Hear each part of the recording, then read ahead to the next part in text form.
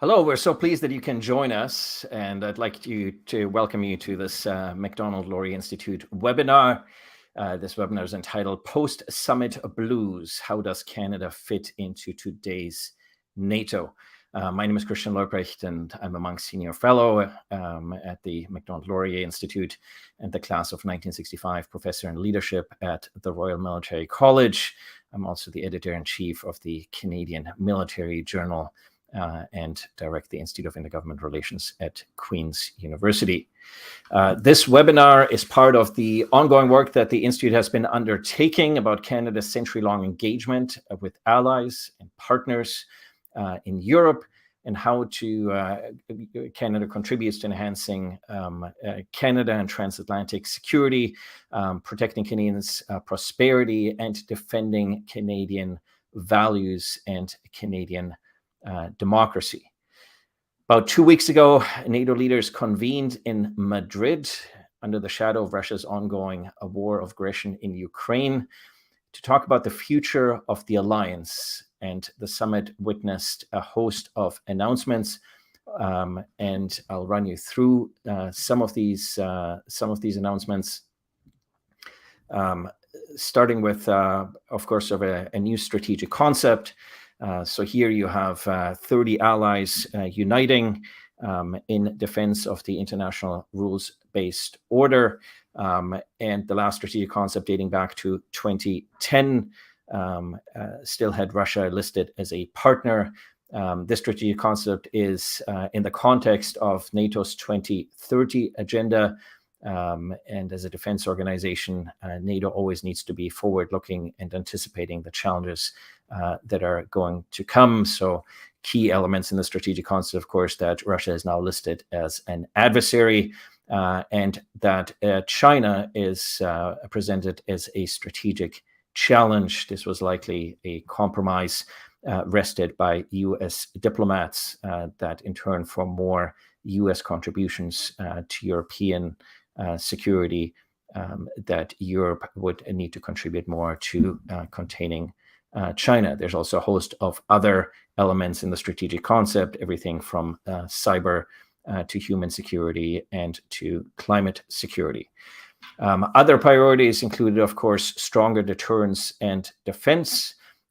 Most notably here, the rise in the Rapid Reaction Force from 40,000 to 300,000 soldiers. This is likely going to be a significant work in progress over multiple years, but it shows that NATO has adopted, in terms of deterrence and defense, a multi-domain approach: land, sea, air, space, and cyber. And in many ways, of course, NATO returning to its roots. As Lord Ismay, the first Secretary General, famously said about what's the purpose of NATO: to keep the Russians out, the Americans in, and the Germans down. There were discussions about the admission of Finland and Sweden to NATO, so expanding the NATO alliance to 32 members. This, of course, is critical for Canada because it's not just important in terms of the northeastern flank for NATO, it's also important in terms of the Arctic context, because Canada, of course, has had long collaborations with Sweden and Finland in the context of the Arctic Council. And Canada having its three strategic priorities in terms of the transatlantic priority and European security, Arctic security, and the Indo-Pacific. This is also a significant game changer in that regard.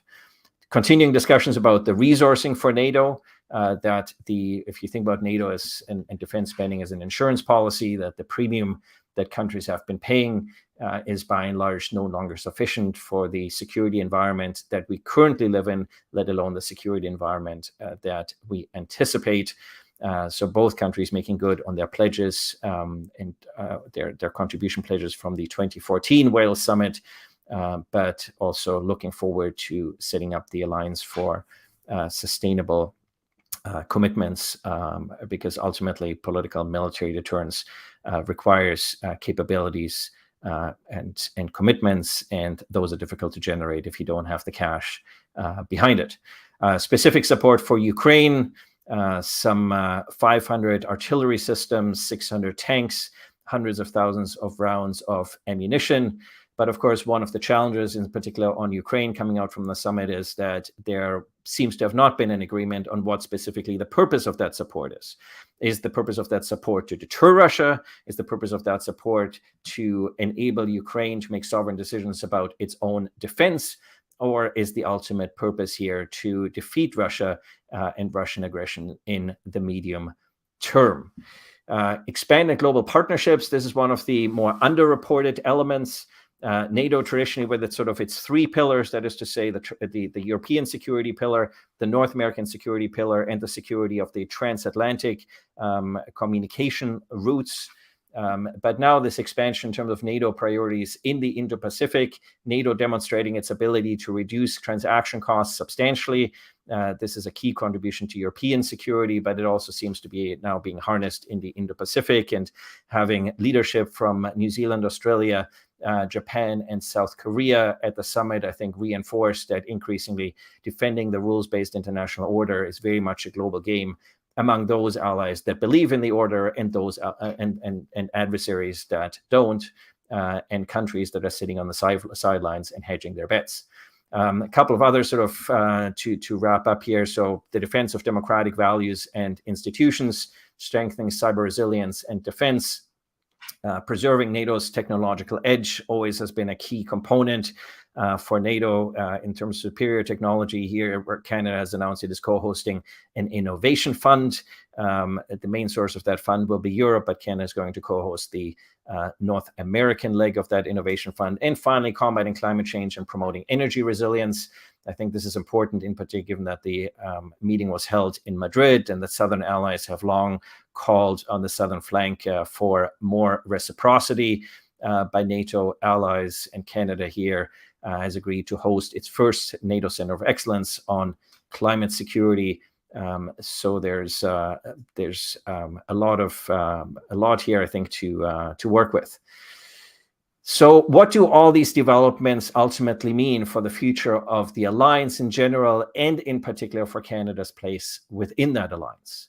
And so to that effect, let me introduce our distinguished panelists here this morning that will be with us for the next hour or so. Alex Lanushka, who's an assistant professor of international relations at the University of Waterloo, and the co-editor of an excellent volume on the enhanced forward presence that you'll find open access, published by the Research Division of the NATO Defense College. Dr. Tina Park, who's the director and vice president of the NATO Association of Canada. Jonathan Berkshire Miller, who's the director and senior fellow of the Indo-Pacific program at the Macdonald-Laurier Institute. Ambassador Kevin Rex, Canada's ambassador to Latvia, Estonia, and Lithuania. And Dr. Tom Rostock, who's the director of the Center for Security and Strategic Research at the National Defense Academy of Latvia. We'll proceed this morning with 3 rounds of interventions from our panelists. The first round will ask a general question to all panelists. The second round will have a specific question to panelists. And the final round will allow for concluding remarks from each panelist. We encourage you to provide us with any questions that you might want us to present to the panelists. So the general question on the first round here is, what's your main takeaway from the NATO summit? And what's the one thing that you had wished to see mentioned in the strategic concept that wasn't? And I'll invite Alexander Noroshka to be the first respondent. Well, thank you very much for that introduction. I think we should begin by recognizing that the writers of the strategic concept were dealt with a very tough hand. Indeed, I think the original timeline for the strategic concept was to have it much sooner, but because of concerns that the Trump administration might sabotage the effort, it got postponed. And then even when it got postponed, there was COVID. And then, of course, there was the Russian invasion of Ukraine, re-invasion of Ukraine, pardon me. And it's really, in fact, the worst sort of circumstances for writers of a strategic document as this one to try to think long-term about the systemic challenges that the alliance faces because of the continuous involvement in this present crisis. But that being said, I think the document more or less achieved what it set out to do. It seems a little shorter. It comes at 13 pages pages, whereas the 2010 document was 40 pages. But we have to also recognize that the formatting of that old strategic concept was pretty bad.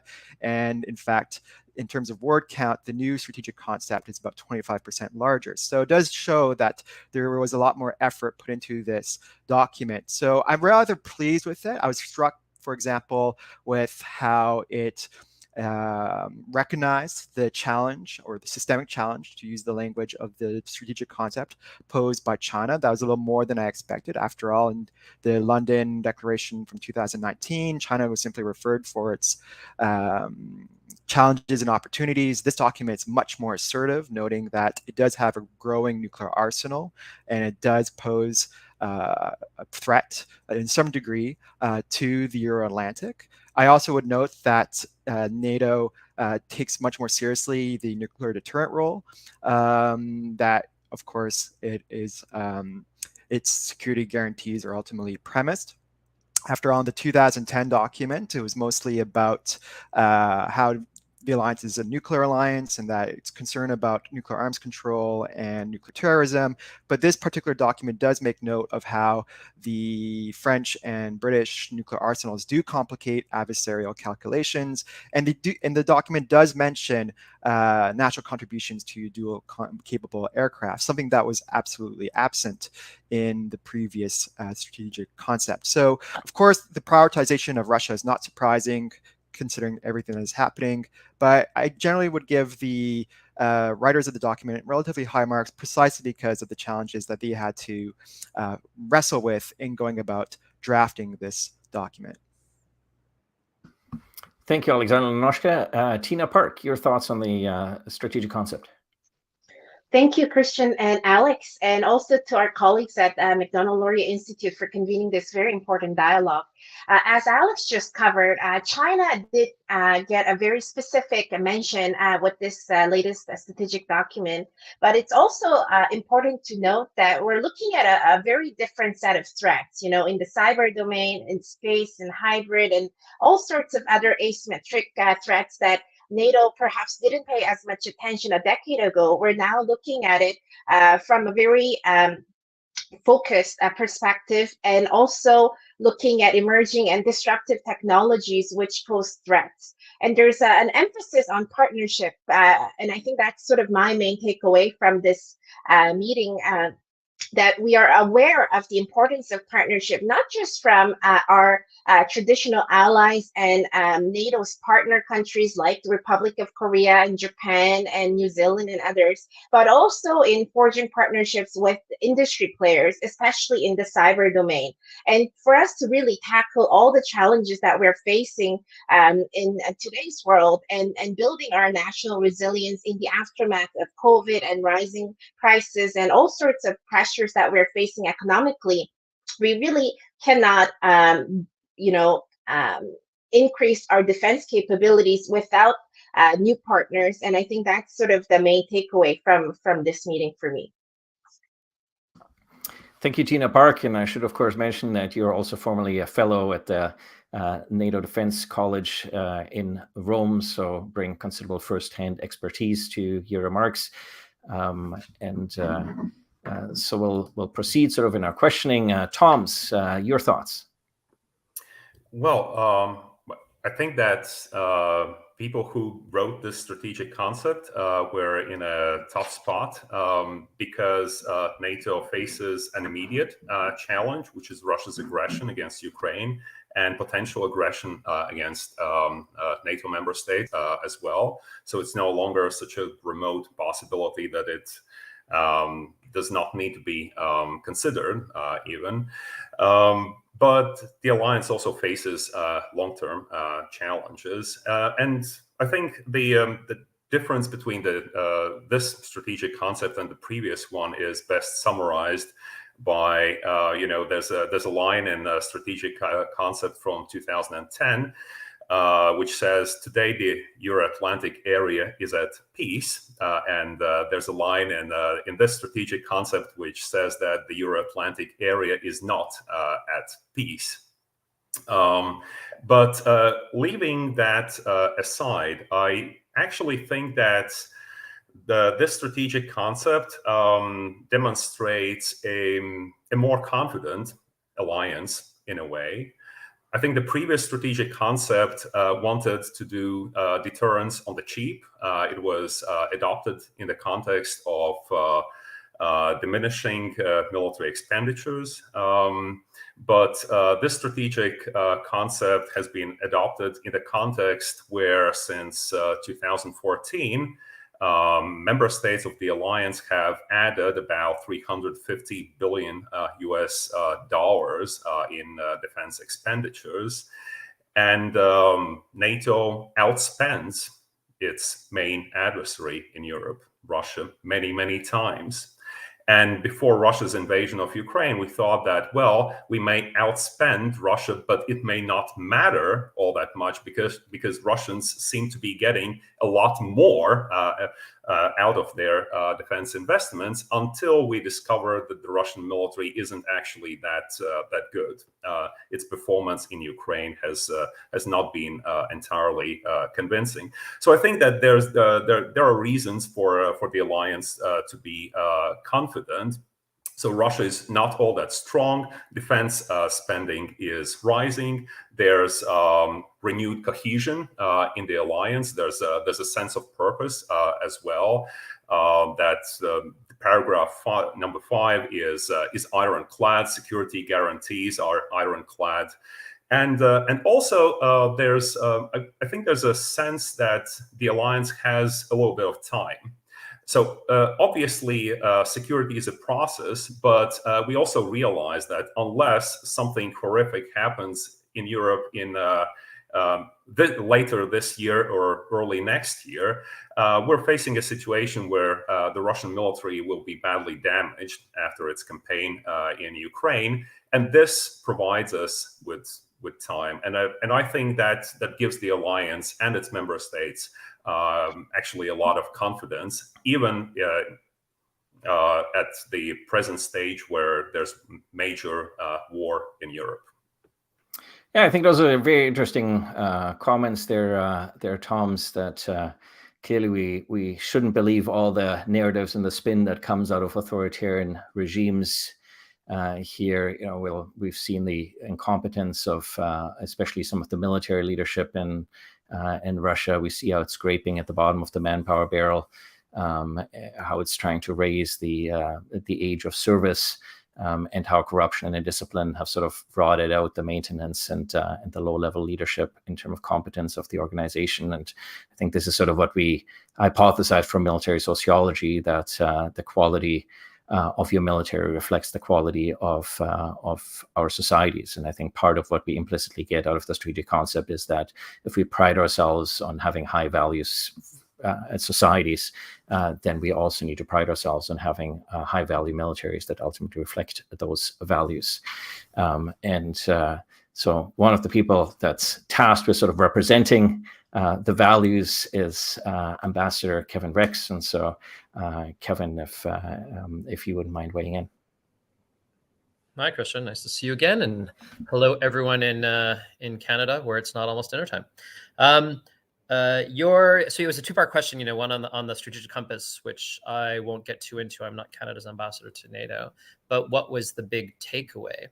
And my first big takeaway is that I think actually, with no disrespect to the organizers, but even the theme, like post-NATO blues, I, for one, am definitely not blue. I mean, this was an amazing summit. It was a historical summit. And the announcements that came out of it reflect that. And so let me speak from my comfortable chair here in Riga, where I am essentially weeks away from concluding my tour at the end of my 4th year. Canada's presence here, even back when I arrived in 2018, was already our most significant anywhere in the world. And it was just over 400 personnel then. Keep in mind, in 2017, Canada had a single Canadian government official in Latvia and Estonia, and that was my predecessor, the ambassador. So you fast forward in 1 year and we're 400.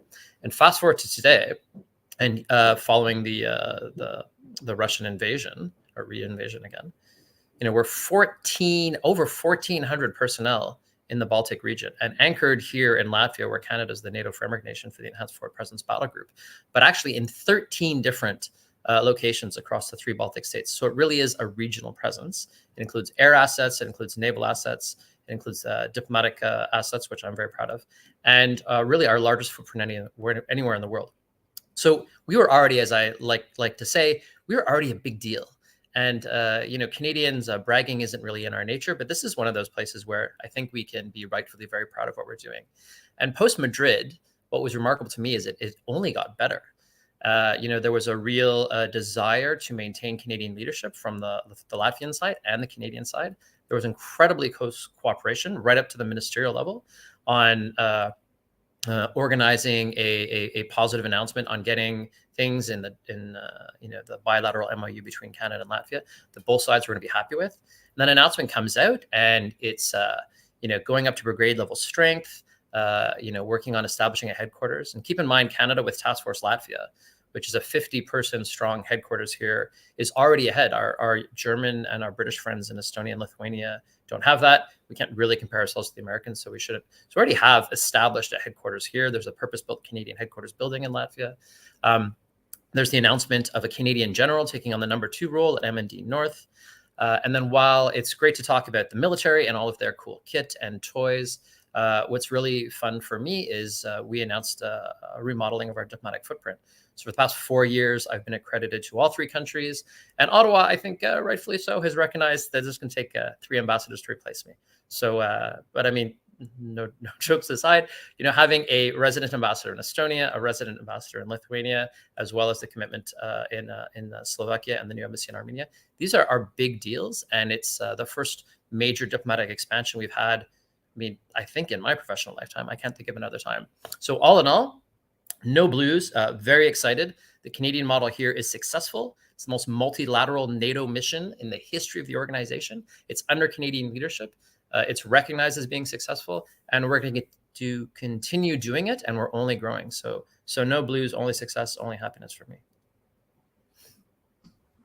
Yeah, I think that's an interesting observation. It's going to take 3 people to replace you. I mean, it shows that the work that you and your staff have done, and the extent to which the importance of the region has grown. And I think you've also emphasized a couple of elements that often get lost in the shuffle.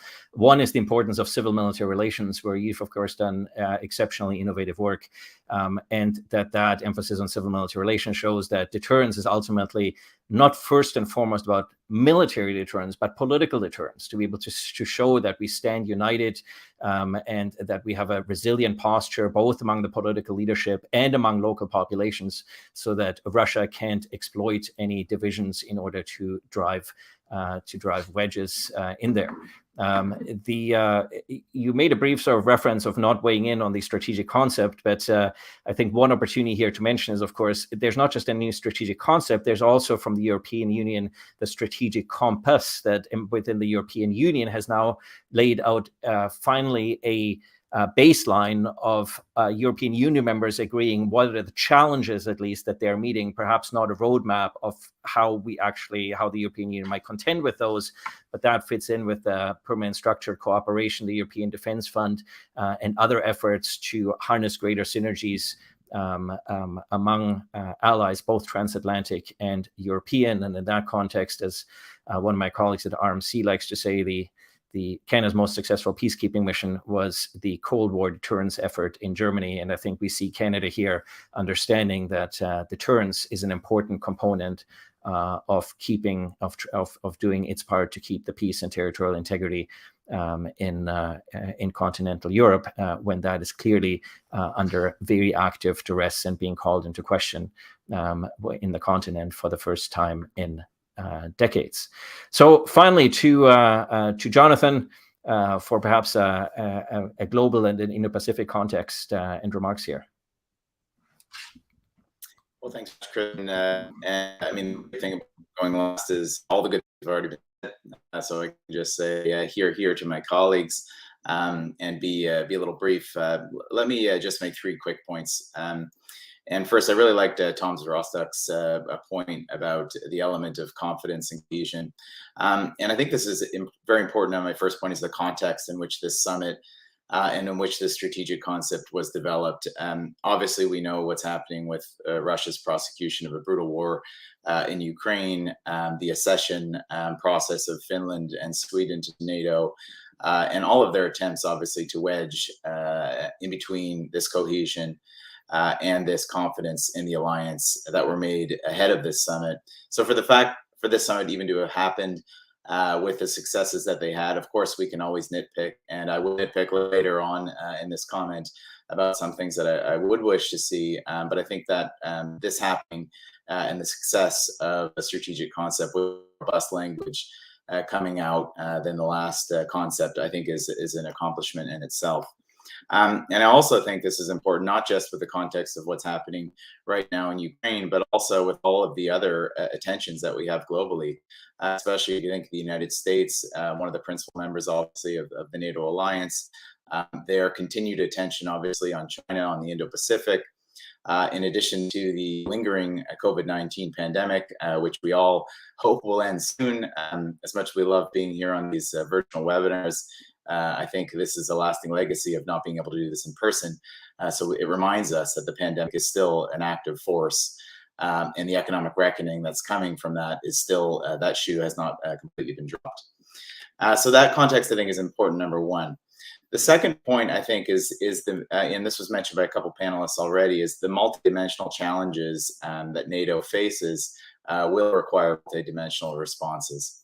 And to sort of break this up into a couple baskets, I think Tina and a few others have mentioned these already, but thematically, I think this strategic concept was very robust in the sense that it looked at things that are not just traditional security challenges, but also the emerging and disruptive technology, AI, misinformation, hybrid warfare, etc. So I think that thematic focus and that thematic diversity is important. The second one, and I'll get to this a little bit in the second round of questions, is the geographic focus.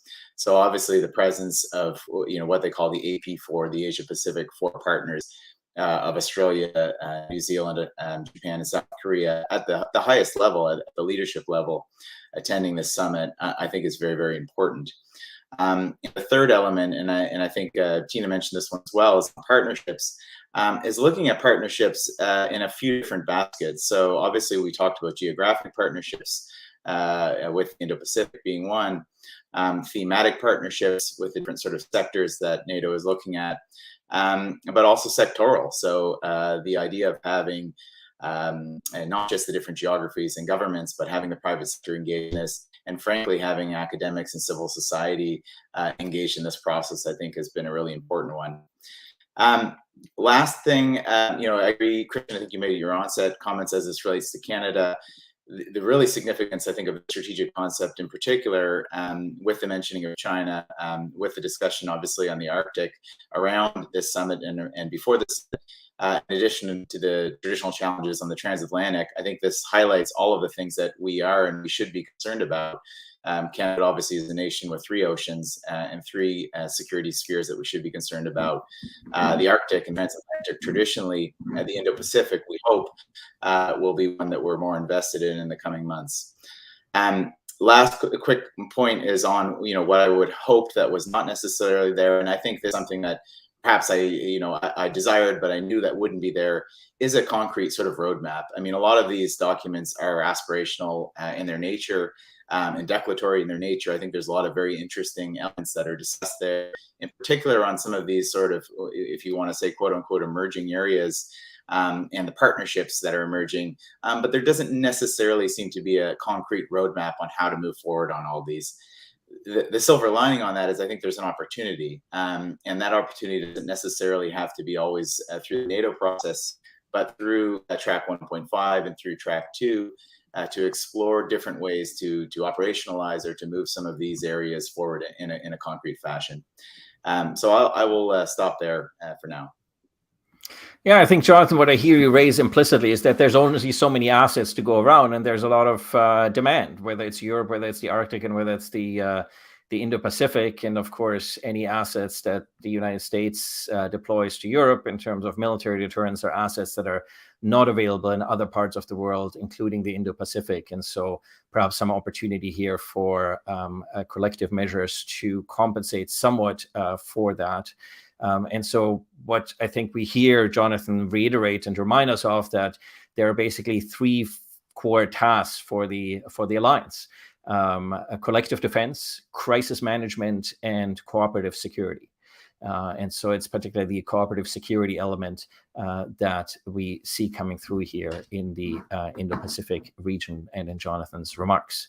So let me now move to a specific question for each of the panelists, and I'll start with Alexander Naroshka on the specific capabilities that Canada either has to develop and that Canada needs to have or should have in order to be able to continue to make a significant contribution of NATO. This, of course, in the context that certainly NATO is Canada's single most important multilateral security organization in terms of force multiplier for Canadian interests, and that capabilities is really what happens when you take assets and you put it together with the ability to deploy those assets. And that means obviously also having the people to be able to staff those assets, the experience that Canada brings in headquarters capabilities.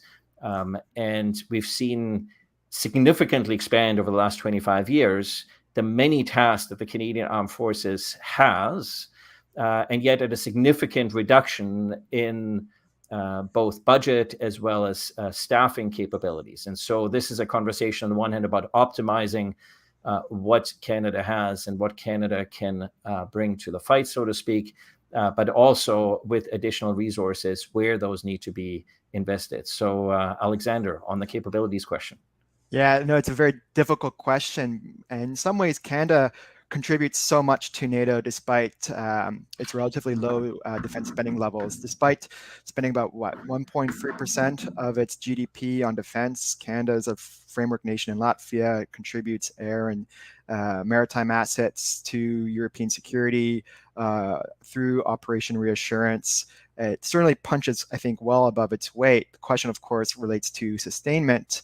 And I think Canada does need to spend much more. I think one could have reasonable questions about the 2% spending guidelines laid down by the Wales summit. But the fact of the matter is Canada will fall woefully short of its own pledges to meet those targets. To its credit, as much as Canada does not spend as much as it should on defense, it spends what it does quite a bit on operations and maintenance, precisely because Canada is very much involved in various missions abroad, as well as various military exercises and training. But precisely because it undertakes a lot of those missions and training exercises, there's a lot of wear and tear, and that's certainly accumulated to the point that our capabilities simply do not track with what we can reasonably feel insofar as we simply need to replace a lot more than we can presumably buy, considering how little we actually spend on new equipment relative to other NATO members. So with respect to the Latvian deployment, such capabilities could include those that relate to long-range fires, as well as air defense units, something that Canada does not quite have. But what we have seen in this particular war between Russia and Ukraine is certainly the value of such systems, especially for defensive purposes. And if something were to go down in Latvia, and I really doubt that would be the case for all sorts of reasons, Canada might not have the necessary capabilities to mount the defense, or rather sustain it over a prolonged period of time, let alone reinforce the Canadian military presence there, precisely because we might not have sufficient lift capabilities. And indeed, that's not entirely unique to Canada. Even the United States struggles with lift capabilities, but precisely with what we've seen, precisely because of what we've seen in Afghanistan and what we might hypothesize with respect to a very bad scenario in the Baltic region, lift capabilities also have some sort of premium put on them. So I think in short, Canada does really well considering the resources that society provides the military. However, that has come at a certain cost. Our needs have accumulated. There are certain areas that might need more attention than others, considering the mission sets that we're presently doing. But there might not be the domestic appetite for those necessary spending increases, precisely because of the overhang from COVID, as well as the fact that inflation and the recent announcements for raising the interest rates by the Bank of Canada will simply just put a lid on how far Canadians will be committed to these sorts of expenditures. Yeah, these are, of course, fascinating conversations because strong, secure, engaged Canadian Armed Forces have a lot of competing priorities, domestic defense and operations, continental defense, and then defense and deterrence of allies and partners. And even there's competing visions around international security versus sort of defending the liberal rules-based orders, so keeping sea routes and so forth open, and priorities of human security. And I often get the sense that the priorities that the military has in terms of how it sees its mission, the priorities that the government has that sees the military more as a political instrument to achieve national objectives, and the priorities that Canadians have can differ substantially from one another. So squaring that even within the Canadian political context, let alone the context of an alliance and partners, is not an obvious conversation. And I think rather than avoiding hard conversations, part of our objective here is to make sure that we actually can broach these conversations and have a more informed discussion about these key priorities within Canada and among allies and partners. And that brings us to Tom specifically on the enhanced forward presence and the implications of the new strategic concept for the future and the evolution of the enhanced forward presence. And the one thing, Tom, that you think is needed to make the enhanced forward presence stronger. And in that context, I should say that Tom's was, of course, the author of the Latvian chapter to the aforementioned volume on the enhanced forward presence, so somebody who brings also considerable expertise and research capability to that particular question. Yeah, regarding enhanced forward presence, if we look at it in the context of the NATO Madrid summit, the Baltic states clearly got what they really wanted. For instance, and it wasn't easy. I think to many observers, it just seemed to be the natural next step that you go from a battalion to a brigade-sized unit in each of the three Baltic states. But if you would talk to defense officials in the Baltic states, let's say 10 days before NATO summit, then you would get a response, which I got, that things hang in balance, and we don't know what the outcome will be. Things cleared up a few days before the summit, and our key officials came up with very optimistic statements. So in general, the Baltic states got what they wanted. But if there's one thing, and it's going to be a very general thing, but if it's one thing that I have to mention, then it's, again, the brigade will be the expression of political solidarity. It will be an element of political deterrence. But in the end, when it comes to military deterrence, it's not the brigade that will deter Russia. It will be the alliance, the combined military capabilities of the alliance. And this is where I would like to go back to something that, Christian, that you mentioned earlier, this increasing NATO response force from 40,000 to 300,000. And it's actually a statement from NATO Secretary General. And this has not been further elaborated in the summit declaration.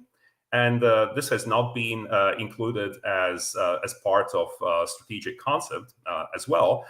So I suppose that this is the direction in which we want to move. But on the other hand, there's a lot of uncertainty surrounding this. If you can call it decision, it was a statement, but whether there was a decision regarding this, I'm just not sure. And one final thing here, at least in Latvia, the results of NATO Madrid summit have been overtaken by events in domestic politics. And it looks like Latvia is going back to conscription. We had a professional military force. We are reintroducing conscription starting from next year. So NATO summit is, it was 2 weeks ago, but the big debate is going to be, at least in Latvia, is going to be about mandatory military service. Yeah, so it's really interesting. Look, it's this very focused attention that NATO has with regards to the northeastern flank and the enhanced forward presence. And the corollary to that seems to me the very broad sort of catch-all approach to the Indo-Pacific, where NATO's figuring out its particular role. And so, Jonathan, I'd be interested in what do you see NATO's role being in the next decade in the Indo-Pacific region? And of course, what specifically that means for Canadian security and foreign policy, because I get the sense that Canada's attention has, of course, for decades been in terms of its strategic relationship with the United States, its strategic relationship with Europe, its attention to the Arctic. And so the Indo-Pacific has long been neglected. Some critics in the Indo-Pacific might say that Canada has been missing in action in the Indo-Pacific for the better part of 2 decades. And so there's the question about the bilateral relationship, but there's also in particular, I think, the opportunities perhaps that NATO offers for countries such as Canada with sort of a modest foreign service, modest defense capabilities to try to do a little bit better in the region and do a little bit more than it has in the past. Thanks very much, Christian. I mean, I would say a couple points on this. I mean, first of all, I feel like it's not NATO necessarily moving to the Indo-Pacific, but NATO moving with the Indo-Pacific. I think this is an important sort of line to discuss. I mean, obviously, it's been significant and historical in many ways that we had the 4 leaders from the AP4 attend this NATO summit. But the expectation, at least in the short term or medium term, is not necessarily for NATO, obviously, expansion into the Indo-Pacific, but to work very closely with those Indo-Pacific partners. And I think highlighting this, frankly, is Russia's war in Ukraine. One of the things I've often noted is the unprecedented nature of the AP4 being one of them, but not just the AP4. Singapore is another example of this. In placing sanctions on Russia for its aggression in Ukraine. Those who spend time in the Indo-Pacific region know that these considerations are not made easily. The idea of enforcing these sanctions were done after considerable thought. And I think there's a variety of reasons in each different country why these decisions were made. But I think the fundamental one, and I think this is one, Christian, you mentioned, and some of our other panelists mentioned, is that they see this this crisis and this war in Europe not as a war in Ukraine or Russia's isolated war in Europe, but as a global security crisis and a global threat to the international rules-based order. So that is something that I think is very, very important about the Indo-Pacific. The second element is that I think in Canada should see this about involving NATO in the Indo-Pacific, is that it's not, frankly, just NATO. The EU itself now has an Indo-Pacific strategy, several different member states within NATO. Of course, we know the United States, but within Europe as well, Germany, the Netherlands, the UK is not part of EU, but part of NATO, has made its own articulations on the Indo-Pacific. So frankly, we are several steps behind, obviously, many of our partners on this. What that sort of cooperation and collaboration could look like in the coming years, as I said, NATO working with the Indo-Pacific rather than in the Indo-Pacific particularly, I think will be on information and intelligence sharing. I think is one very important area that there needs to be more discussion on. One of the most pernicious threats, obviously, to our security, and one that is global in nature, is on the emerging side with cybersecurity, with the misinformation, with disinformation. And this is a threat that respects no borders. This is not a threat that you can isolate and say this is something that is confined to the transatlantic sphere, the transatlantic alliance. It needs the cooperation with those partners. And my last point would be that we have to think about NATO cooperation, not just in geographic sort of cohesions, but also with other different multilateral bodies. So, for example, one of the AP4 members, Japan, is also a member of the G7. And I think G7's sort of role in this in convergence with NATO is also important. Jonathan, thank you. That gives us lots to think about here. and lots of challenges ahead. Tina, so how can we make it clear to Canadians that their own domestic security and prosperity is closely linked to meeting the threats that are over the horizon? And what are the challenges that confound us in actually doing this? Because we always like to talk about, in Canada, about our values-based foreign policy. But look, I think first and foremost, we need to ensure that we can have a safe and secure society, because that's what ultimately our domestic prosperity and our democratic values, both our own and those of our allies, hinge on. Thank you very much, Christian. And Jonathan is absolutely right to highlight the interconnected nature of our world today, because what is happening in Ukraine and elsewhere has tremendous consequences for what we do here at home in Canada. And politically, economically, and culturally even, we're not immune from any of these conflicts. We're certainly not immune from challenges of climate change or energy security, or what's happening in the Arctic or in the cyberspace. I just got back from NATO's biggest cyber conference in Tallinn, Estonia, CyCon, where we had some 600 NATO officials, industry reps, and policymakers reflect upon our collective vulnerabilities, because over the course of COVID, we've transitioned into a more digitalized world where a lot of things are happening in cyberspace. And that certainly helped us cope with the pandemic, but it also exposed us to some of the risks and vulnerabilities that we weren't aware of before. So yes, the new strategic concept is great, but we need very clear domestic strategies to implement that at home. And I think what's really challenging here is the cyclical nature of the public's attention. So with the latest invasion in Ukraine, we are all aware of all the wrongdoings of Mr. Putin, and certainly there's been a lot of public interest on NATO and what we should do in terms of defense spending. But we're also looking at a very difficult economic situation at home in Canada, as well as many of our allies in the Western world. So sustaining the public's attention on the need to invest in defense capabilities, and really taking that 2% contribution to NATO as the minimum rather than a maximum ceiling is very important. I think all of us on this call are aware of how outdated we are when it comes to the weapons and equipments that are used in Canadian Armed Forces, and how these are long-term investments that we need to make over many years. So just because Canada suddenly wants to contribute more to NATO and become a significant player, doesn't quite happen overnight. You need to train the forces, you need to purchase better weapons, and that all takes a long-term sort of vision from certainly the highest levels of our leadership politically, but also from the public and the media, to understand that this is a long-term investment that we need to make to improve our national resilience and to be taken more seriously on the global stage. Because over the course of our history since the end of the Cold War, Canada has tended to rely upon America.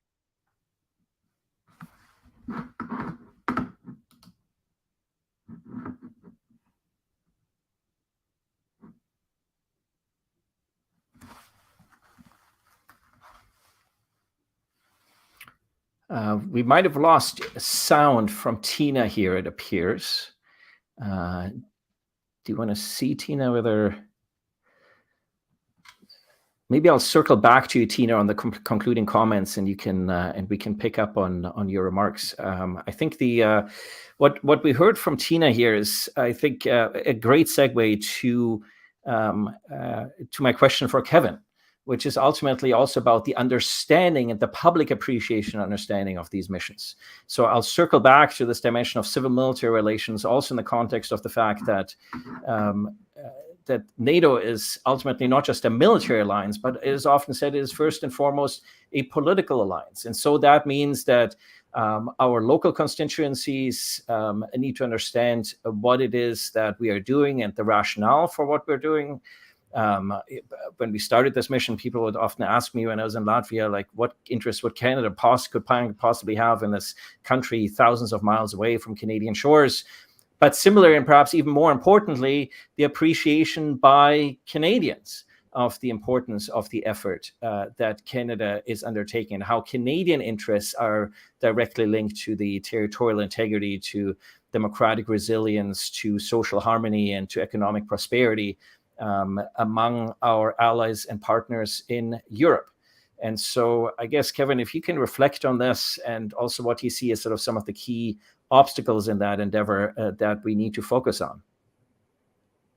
Thanks, Christian. Yeah, a lot to unpack there. I mean, I'll start with the obstacles because that's the easy part. The obstacles with this, as with anything, and we've heard a lot of talk about, strengthening the forces. The obstacles are always, money, time, and personnel. And so it's no different here. If one was doing this all of the time, then you would have better results. By this, sorry, I mean public diplomacy. But here in our diplomatic role, there's lots of things we're meant to be doing. A very, very important element of that is public diplomacy, and I think we do a pretty good job at it. You've hinted a few things, and of course, both you and Tom's and Alexander were involved in this NATO Lessons Learned book. But I use a line from there that I assume one of you wrote, but I think it's fantastic. And it talks about the success of the Canadian model in linking up the work of the embassy with the EFP and Task Force Latvia and pushing that forward beyond sort of the normal folks that you would interact with here in Riga. So going out to smaller towns and communities well outside of Riga. And in fact, the first ones we were doing, the first one I did 4 years ago was a town called Rezigne, which is very, very close to the Russian border, has a disproportionately larger Russian-speaking population. And going out there and telling our story, telling the Canadian story, telling the NATO story, and not just doing it as soldiers showing what a LAV looks like and what a C7 looks like, and not just doing it as diplomatic outreach, and not just doing it as trade outreach, because we do all of those things, but combining it under one umbrella, which hadn't really been done before. And I like to say there was no rule books for this. There was no instructions for this. We just sort of said, well, we're gonna try it. We had some brilliant minds on the military side, some good folks from my team. I had some experience from what we had tried to do when I was in Afghanistan many years ago, and pushing this out. And it was incredibly well received. The first time we did it in a town of 50,000 people, and you check your metrics in terms of print, television coverage, and social media coverage, and your metrics say, you hit 200,000 people, and there's only 50,000 people that live there. Like, that's pretty great coverage. If I was a politician, I'd be successfully elected in that riding. And the Canadian story is very compelling, right? We don't come with a lot of baggage. And then what we did over the years is beef it up, because, as I told you earlier, and if everyone, well, you all know, the mission here is now more than 1/3 of NATO. And the NATO partners that are here really represent the full spectrum. So whether it's the Czechs and the Slovaks and the Slovenes, newer members, Albania, Montenegro, North Macedonia, literally just joined last week or the week before, or southern partners, Italy, large partners, Poland. We have a really diverse group, and going out and showing how different we are from what they might have been, especially the members of the older population, what they might have been used to under the Soviet forces, has been really successful. And then the other spin that some folks have said is a link to it, and I don't know that we have enough evidence to say it distinctly, but the disinformation attacks from east of the border, the smallest amount are here in Latvia against this mission, in part because I think we do a good job on outreach, and that's what's been reflected in some of these documents, in part because I think Canada, frankly, is a very hard target. We don't carry some of the baggage of some of our bigger allies, and in part because we're so diverse. There's so many nations here. It's hard to just pick on one. So early days, 2018, there were a few kind of pretty weak B team stories, and now there's not really much. So we've been successful in that regard. I guess the other thing I can say is we do, I think, a good job here because we're very focused on it.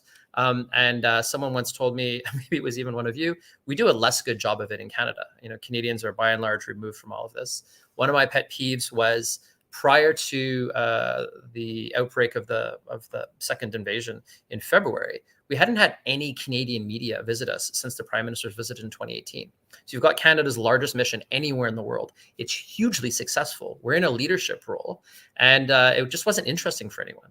So a small silver lining in all of this horribleness is it, regained the attention of the Canadian media, and it really is a good story, and all of the coverage is so positive.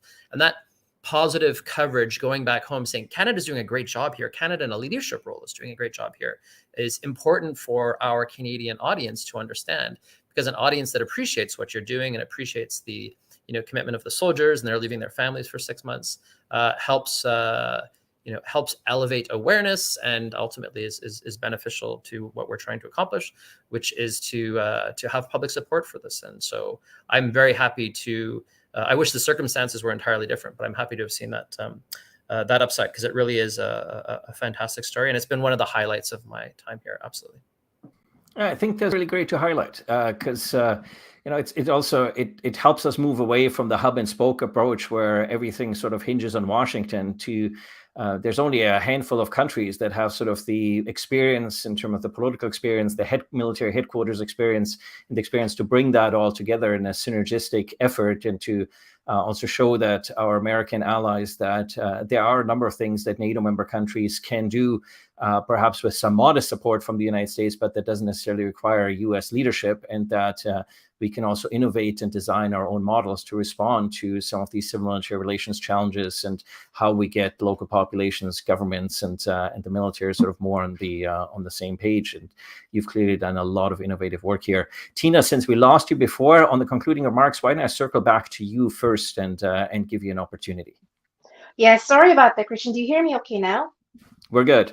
Okay, great. Yes, I was just saying that we have had to rely on American leadership for most of our defense and security issues since the end of the Cold War, but time has come for Canada to really revitalize our defense capabilities and become a credible player on the global stage. We certainly have areas of expertise that we can offer to our partners around the world, especially with our partners in the Indo-Pacific region, as Jonathan alluded to earlier.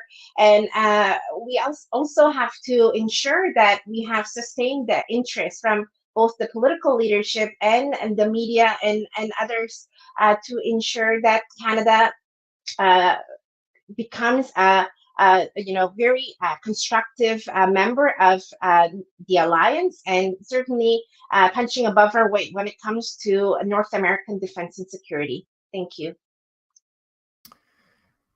Yeah, I think a lot of heavy lifting here that needs to be that needs to be done in the context of the alliance, and that of course there's a lot of demand for American resources, and that there's an opportunity here for Canada to emancipate its foreign security defense policy to some extent, where for decades we and most allies have drafted behind the United States. And it turns out that the United States has lots of domestic preoccupations and has some interests elsewhere in the world. That means that it simply doesn't have the sort of bandwidth that it once had, perhaps, for European defense. And when it needs to step up, it steps up.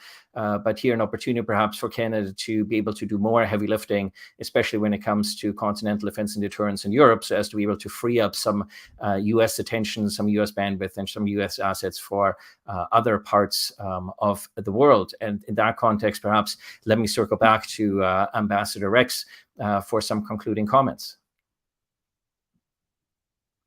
Sorry, I was reading your live tweets about what I just said 5 seconds ago, hoping it's okay, realizing I should make less jokes on a broadcast message. Listen, I spent this morning at Camp Adagi with one of the Canadian companies, the multinational group, and all of the SNRs. They did a little goodbye for me, which was, I have to say, incredibly flattering and probably entirely undeserved.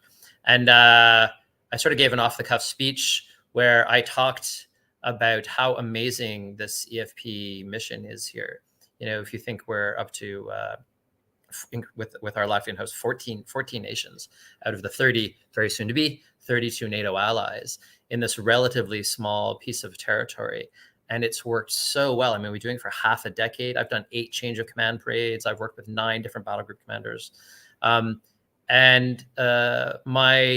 One of my biggest sort of, goals, and every time we've hosted visitors, and I've quite frankly hosted more Canadian visitors than many of my colleagues from much bigger missions, prime ministers and governor generals, is to just get the energy up to talk about this. We often, I don't know, perhaps we're too humble, but we don't do a great job of talking about our successes, and this is such a success. And so, my thanks to MLI and some of you in your academic work for highlighting it. Admittedly, academic novels novels papers don't get sort of the public attention that we want to. I'm very hopeful that when I go back, we continue our work with the NATO Association in promoting what we're doing here, because it really is a wonderful success story. But for those who haven't seen it, to be on that base and to see all of those flags flying together and all of those nations and the different languages, or even to be in the cafeteria, you know, the multitude of foods, and then to watch them come together in an exercise. And I've seen 12 tanks on a line with as many different flags, you know, firing on targets. It is awe-inspiring. And so my line to that group is the same one I'll use here. If we were only able to bottle and package that energy and that sort of esprit de corps that you see out at Camp Adagi 365 days of the year, and drop it east of the border, it's awe-inspiring. And I don't think a single military representative east of us would dare come over here. So that element of deterrence has been well, it's obviously been successful, but you really see it so closely when you're here. It's amazing. And I wish there were better ways to package it. You know, maybe CBC or CTV needs to do the real lives of troops at Camp Adagi or something, but it really is spectacular. And for 4 years to work alongside our men and women in uniform has been honestly the greatest privilege of my life, and to cooperate with so many of you has been really fantastic. So this is a great Canadian story. It's a great Canadian leadership story, and the fact that it's only getting better, that our political leadership has recognized it and is not sort of saying, well, we've done enough, but yeah, there's more to do, and really wants to continue to be in this leadership role, that our Latvian hosts really want us to be in this leadership role, I think is another testament to what we've been doing here. And, you know, these young officers that are part of these other nations, you know, they are going to advance in their careers. And I guarantee you that the future chiefs of defense of Poland and Spain and Italy and the Czechs and the Slovaks and the Slovenes, the Albanians, the Montenegrins, they are doing tours through here, and they will remember their time under Canadian leadership. And this will pay dividends to us as Canadians for decades and decades to come. So those are my final words, I guess. Yeah, I think that's really important to highlight, because we always talk about the instruments of statecraft and defense, military intelligence, economy, or so. But I've sort of made the point that actually, in the times that we live, perhaps the most important instrument of statecraft to leverage is communication and strategic communication. And being able to actually explain to people and to make sure we don't let adversaries get a hold of narratives that are ultimately untrue and don't reflect what's actually happening. And so, Tom's, over to you for some concluding remarks. Well, yes, very briefly. I think that my initial statement was very, very optimistic about Alliance being there being reasons for Alliance to be confident, but I would like to conclude with a remark that there's a lot of heavy lifting to be done as well. And if I look at my country, well, we've started the process of transitioning to conscription. The military camp in Adaži is full. We'll be building a new military camp closer to Russian border, not too close, but closer. So that will be a major investment. We'll be also increasing our defense spending to 2.5%. So there's a lot of work still to be done. There are capabilities that are still, to some extent, missing in the Baltic region, and we need some more hardware, not just strategic communication, as well, because that is what eventually may have to be used in the worst case scenario. My outlook is very optimistic, but it's just that there's also a lot of hard work ahead. And Tom's, your comments remind me of the fact that we need to listen to our local allies, because, of course, Slavic historians have projected since 2010 more or less how this was going to roll out. So if we had listened a bit more to the locals, we could have anticipated exactly what was going to transpire here. So, you know, to the locals, this was not a surprise. It just came to a surprise to some of the folks in the West who haven't been paying close attention and to understand a little bit less about the history, including the history, of course, of decades of occupation and oppression in the Baltic states. Jonathan, over to you. Well, thanks very much. And I'm envious of my colleagues in Latvia with their nice internet connection. So I'll try to be very brief.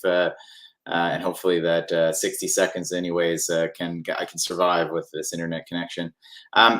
Just a very quick concluding thought, and it's important to think of this process as evolutionary and dynamic in its nature. And this is the process we saw at the summit, the strategic concept. This is not a linear concept. There's no guaranteed trajectory or train tracks. The reason I say that is we have to be careful not to be complacent. Some of the ideas that were in the cohesion and the confidence that I think Tom's rightly mentioned, this is a particular moment that we're in right now.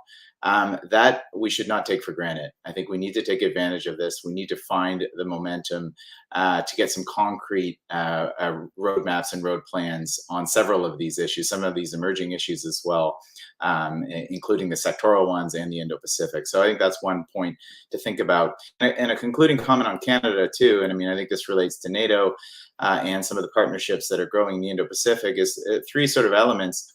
First is to get the balance right, understand what our partners want, both from the economic side and from the security side, and ensure that that balance is correct. The second one is synergies, as I mentioned. Make sure that we take advantage. Obviously, resources are scarce, especially in the pandemic. They're going to be increasingly more scarce with the economic headwinds that we're facing. So find and take advantage of those synergies. And the third one, and I think this is one I constantly mention, and Christian, I'm happy you mentioned this in your last comment, is listening and empathy. I think this is very, very important, whether this is from our allies on the eastern flank, other allies in NATO, or our partners in the Indo-Pacific. We need to understand their threat perceptions, how they see the region, and let that inform our policy. So I'll leave it there. Very helpful, and we'll finish on concluding remarks by Alexander. Well, I guess I would just repeat what has already been said. I think Canada has a terrific story to tell with respect to its activities in Latvia and elsewhere in Europe. It's very much a success story, and I was a little surprised and disappointed even that in the last federal election cycle, this success story didn't even come up even once, really, not in a salient manner. And that worries me in the sense that that we are going to face certain headwinds. I imagine that the war will be one that will last longer than what some have already expected, even if Ukraine does stand to regain some of its lost territory. Fact of the matter is that we are heading into those headwinds that Jonathan had just mentioned. Europe might be looking at a fairly bleak winter if some of the pessimism about the gas supplies is very much true. We have our own domestic issues, not just in the United States, but in Canada as well. And so for us to sustain these sorts of commitments and that level of engagement, we have to build on that success story to really sell it, to demonstrate its worthwhileness to the public, so as to continue these investments and improve social literacy about the general threat environment and why it makes sense for Canada to continue doing what it has been doing rather well in the last several years. Thank you, Jonathan. So this concludes our webinar on taking stock of the NATO summit and some of the implications. I want to thank our panelists, Alex Lenoshka, who's Assistant Professor of International Relations at the University of Waterloo, Dr. Tina Park, who's the Director and Vice President of the NATO Association of Canada, Jonathan Berkshire-Miller, who's the Director and Senior Fellow of the Indo-Pacific Program at the Macdonald-Laurier Institute, Kevin Rex, Canada's Ambassador for the last 4 years to Latvia, Estonia, and Lithuania, and Dr. Tom Zrostoks, who's the Director at the Center for Security and Strategic Research at the National Defense Academy of Latvia. And of course, I need to thank the people behind the scenes that always make this possible. The webinar with the great insight and production capabilities of Balkan Devlin, the support from the digital editor, Brett Myers-Lane, and with Jacqueline Beacom providing a lot of the assistance in terms of sewing up the loose ends and making sure that all the trains run on time here. And of course, I need to thank you for being with us here for this Macdonald-Laurier Institute seminar. And I wish you a great rest of your day.